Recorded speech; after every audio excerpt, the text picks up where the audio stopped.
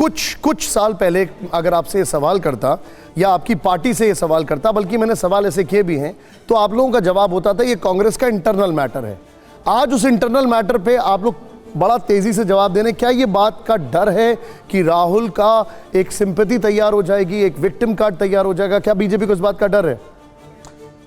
इसका बीजेपी से कोई लेना देना नहीं है। जो कुछ भी हुआ है वो तो प्योरली टेक्निकल ग्राउंड के ऊपर हुआ है। अच्छा, दूसरी बात, राहुल गांधी से मुझे लगता है अगर आप ईमानदारी से पूछ लेंगे तो दिल से कांग्रेस नेताओं को ज्यादा डर लगता है कि वो कब क्या बोल के क्या परिस्थिति उत्पन्न कर देते हैं, पता नहीं क्या क्या बोल देते हैं, और उनके लिए बेचारों के लिए डिफेंड करना बहुत मुश्किल हो जाता है। भाजपा को डरने में कौन सी समस्या है?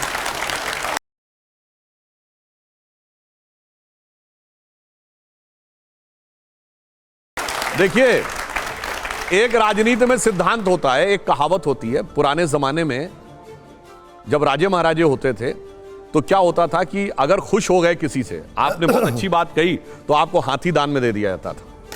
और अगर कोई गलत बात हो गई, पता चला मुंह से कोई ऐसी बात निकल गई, तो हाथी के पांव के नीचे आ जाते थे। तो कहा जाता था बात ही हाथी पाइए, कहावत ये, बात ही हाथी पाइए, बात ही हाथी पांव।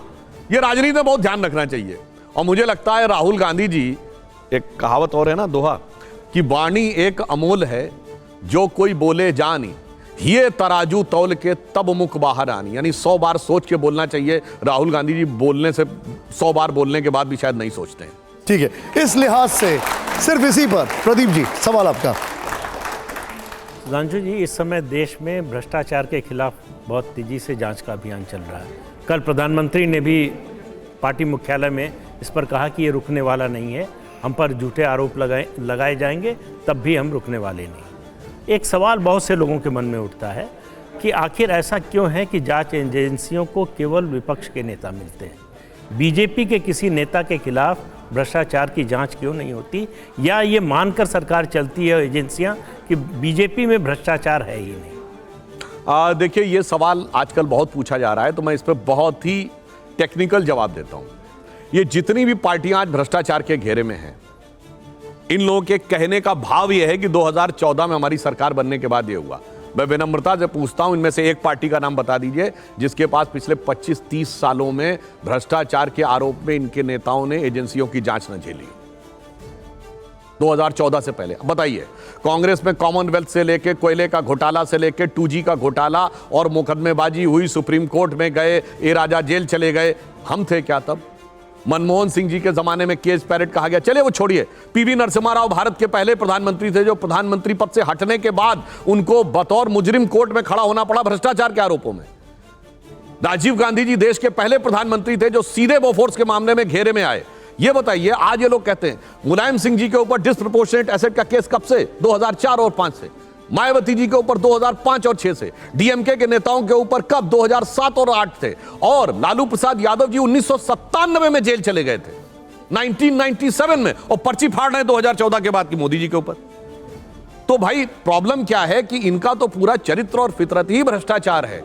देखिए, ये इन पार्टियों की एक बड़ी खास बात है, नाम लेना है जाति का, आगे करना है परिवार को, और सत्ता में आने के बाद भ्रष्टाचार करना है।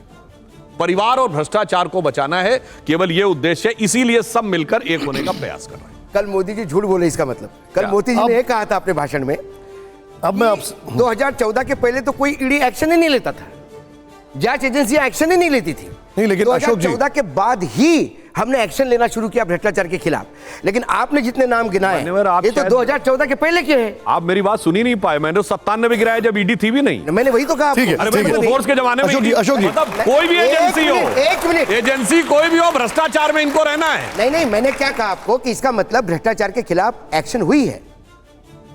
एक्शन कैसे हुई है? कोर्ट से हुई है। कोर्ट से भी हुई तो, लेकिन एक्शन तो हुई। हाँ, तो एक्शन तो वही तुम करें, भ्रष्टाचार किया है तो एक्शन होगा। अभी तो किया ही नहीं तब भी एक्शन कर दो भाई। मैंने सवाल अशोक जी, तो अशोक जी, एक हर जगह कोर्ट से ही नहीं हुआ है, हर कोर्ट से नहीं हुआ। चलिए, आप यूपीए सरकार का एक केस बताइए जो बगैर कोर्ट के हुआ। चुनौती पूछता हूं आपसे, बताइए कोई एक केस जो बगैर कोर्ट के हुआ। 2G कोर्ट से हुआ, CWG कोर्ट से हुआ, कोयला कोर्ट से हुआ, बोफोर्स पे। आज कहते हैं लोग जेपीसी, शायद बच्चों को नहीं पता हो, V Shankaranand joint parliamentary committee के चेयरमैन थे बोफोर्स में, सारी क्लीन चिट दे दी थी। और जब सरकार ने आके जांच की तो काटोची मामा के पैसे में, अकाउंट में पैसा तक निकल आया। इसलिए मैं कहना चाहता हूं आगे सब क्या कोर्ट हुआ? से होता है। 14 से आप लगातार अशोक जी। सत्ता में हैं, उस बोफर्स में अभी क्या हुआ?